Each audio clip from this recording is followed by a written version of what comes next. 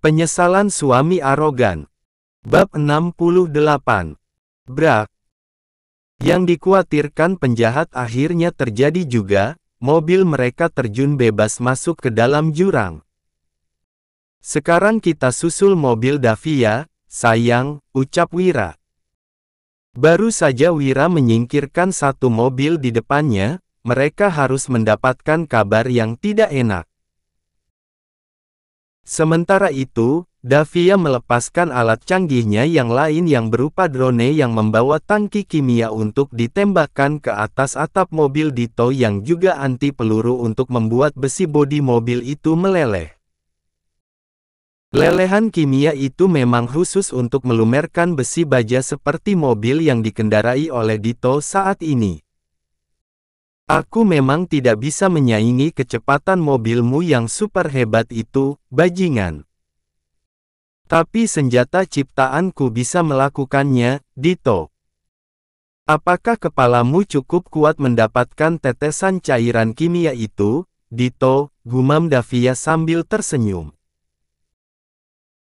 Entah dari mana mobil mafia itu datang dan kejar-kejaran dengan mobil Haikal, Wira, Davia, Devan dan tidak kalah mengejutkan adalah Nadine dan Celia nekat ikut dalam aksi brutal itu.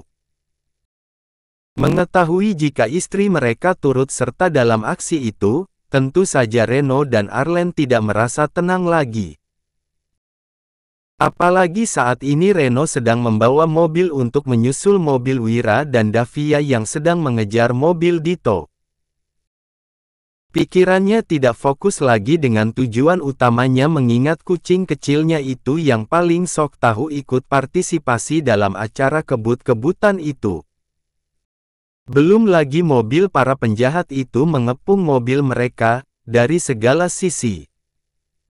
Arlen yang juga ikut panik, segera menghubungi istrinya. Sayang, tolong balik lagi ke villa. Ini bukan ranah kalian berdua untuk ikut menumpas kejahatan ini.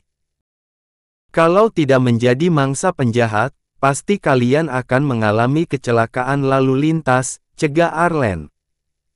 Tidak Hubi. Jika kita datang bersama, pulang juga sama-sama. Bila kau mati aku juga mati. Tak ada cinta sehidup semati, cecar Nadine. Ais. Itu bait lagu Baby, gerutu Arlen antara kesal dan juga menahan geli mendengar celotehan istrinya. Iya aku lagi pinjam lirik lagunya untuk mengungkapkan perasaanku saat ini padamu, sayang, ucap Nadine tetap fokus mengendarai mobilnya. Aku juga Kak Reno, cinta mati sama Yayang aku, cintaku selalu abadi, walau takdir tak pasti, kau selalu di hati, cinta matiku. I love you, my baby Reno, imbuh Celia membuat Reno tersenyum mendengar ocehan jiwa muda Celia yang selalu membuatnya mabuk mendengar suara syahdu itu. Saat tadi hatinya dipenuhi dengan kecemasan dengan jantung berdegup kencang hingga dadanya terasa sesak, namun kini ia telah mendengar untaian kata-kata indah istrinya bagaikan tetesan oase dari bidadari untuk musafir yang tersesat di tengah gurun pasir, kini berganti menjadi energi pembakar adrenalinnya untuk menghabisi para penjahat yang saat ini sedang menghalau pergerakan mereka menyusul mobil Davia. Thanks baby. I love you more. See you again in our bed, honey. Muaah. Sahut Reno penuh cinta pada istri. Reno melirik mobil di sampingnya sambil menarik sudut bibirnya. Rasakan penderitaanmu, bangsat. Maki Reno dengan jiwa mafianya mulai muncul. Usai mengatakan cintanya pada istrinya, Reno membanting setir mobilnya menggeser mobil yang berada di sebelah kanannya hingga mobil penjahat itu terjun bebas ke jurang sana setelah menabrak pagar pembatas bahu jalan. Kini mobil Davia yang dikejar oleh ketiga mobil penjahat yang ada di depan, samping kanan kirinya membuat Davia mengatur lagi strategi penyerangannya pada penjahat itu. Cih! Dua gadis itu tidak kreatif banget harus menjiplak karya orang lain, ledek Lea membuat Devan tersenyum.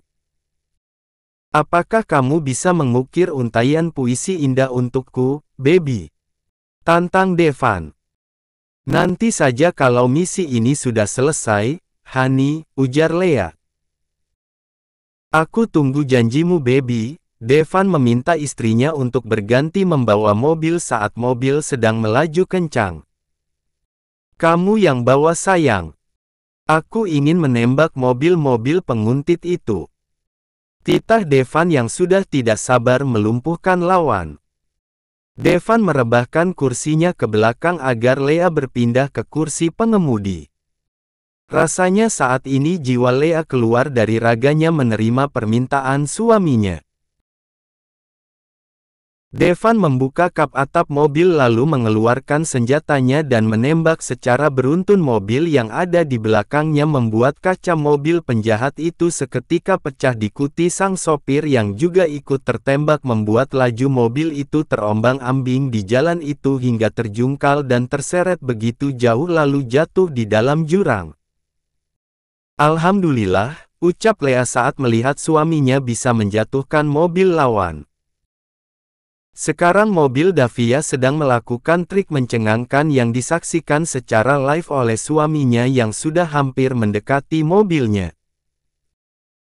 Davia menambahkan laju kecepatan mobilnya makin tinggi yang dikejar oleh dua mobil penjahat yang mengapit mobilnya dari samping kiri kanannya dan juga di depan dan di belakang. Ia juga mengingatkan suaminya untuk mengurangi kecepatan mobil mereka. Sayang, kurangi kecepatan laju mobil kalian agar tidak kena imbasnya dan tetap jaga jarak. Ingat Davia. Emang kenapa sayang? Tanya Haikal cemas. Ikutin saja saran aku, Hubi. Titah Davia. Tanpa banyak kata Reno mengikuti saran Davia.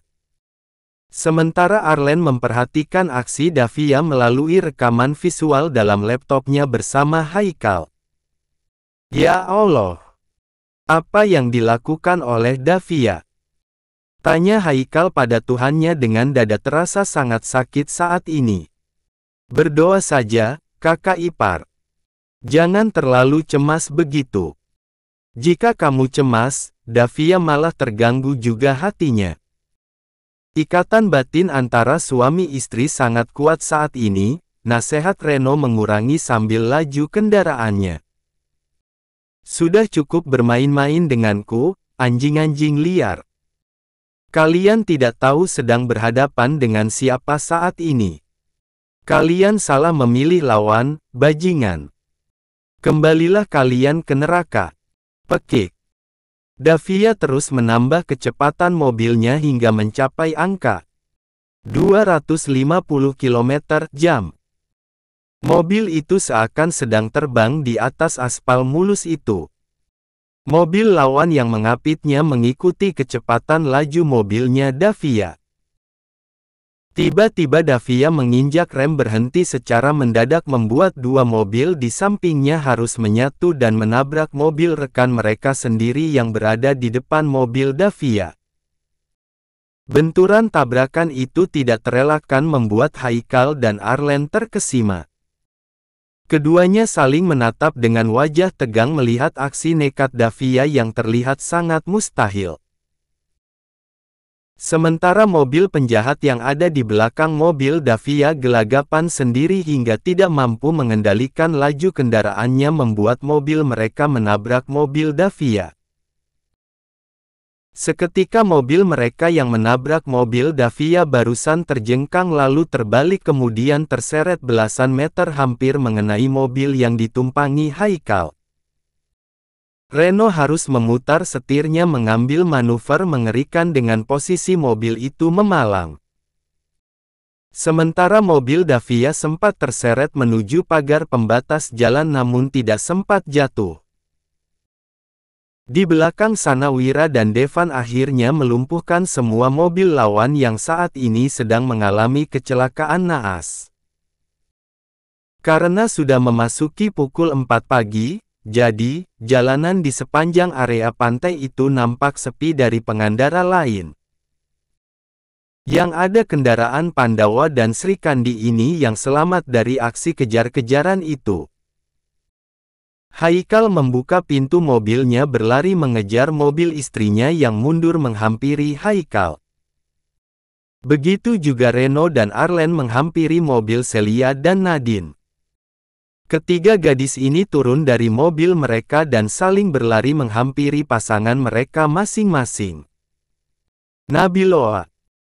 teriak Haikal sambil berlari mengejar istrinya yang ikut berlari ke arahnya. "Mas Amran!" pekik Davia tidak kalah serunya. "Celia!" kejar Reno sambil merentangkan kedua tangannya. "Kak Reno!" jerit Celia tidak kalah histeris. "Nadine!" panggil Arlen menyongsong istrinya yang berlari ke arahnya. "Mas Arlanit!" pekik Nadine sambil menangis haru. Ketiga gadis itu melompat ke tubuh kekar suami-suami mereka yang menggendong mereka secara bersamaan. Posisi tubuh istri mereka lebih tinggi dari mereka. Ketiga pasangan itu tertawa riang penuh keharuan. Haikal tidak bisa berkata-kata lagi karena saat ini ia benar-benar menangis menyaksikan adegan menegangkan yang dilakukan oleh istrinya. Ia menurunkan tubuh istrinya hingga keduanya berdiri sejajar. Haikal membenamkan bibirnya pada bibir bidadarinya yang terasa kenyal itu. Keduanya saling berpagutan dan tidak sungkan saling mengisap lidah. Begitu juga pasangan yang lainnya sibuk berciuman di jalanan itu. Kakek Abdullah dan Tuan Rusli menutupi laptop mereka secara kompak karena tidak ingin melihat adegan itu. Keduanya saling bertatapan lalu terkekeh sambil menggelengkan kepala mereka. "Ayo kakek, kita sholat subuh berjamaah," ajak Tuan Rusli yang saat ini menunggu di villa sekaligus mengawasi Alif yang masih tertidur pulas. Kembali lagi di jalanan pinggir pantai, ketika kelima pasangan itu sedang bercumbu, tiba-tiba terdengar ledakan yang maha dahsyat. Mereka tersentak bersamaan dan menghentikan ciuman panas mereka. "Apa itu?" tanya Haikal pada istrinya karena merasa kaget. "Itu ledakan dari mobil Dito, sayang," sahut Davia lalu memeluk tubuh suaminya. "Alhamdulillah. Misi kita akhirnya selesai, sayang," ucap Haikal penuh syukur. "Tapi misi kemanusiaanku tetap berlanjut, Hubi," ucap Davia. Kelima pasangan itu saling merapat satu sama lain. Mereka saling mengucapkan selamat dan bersalaman.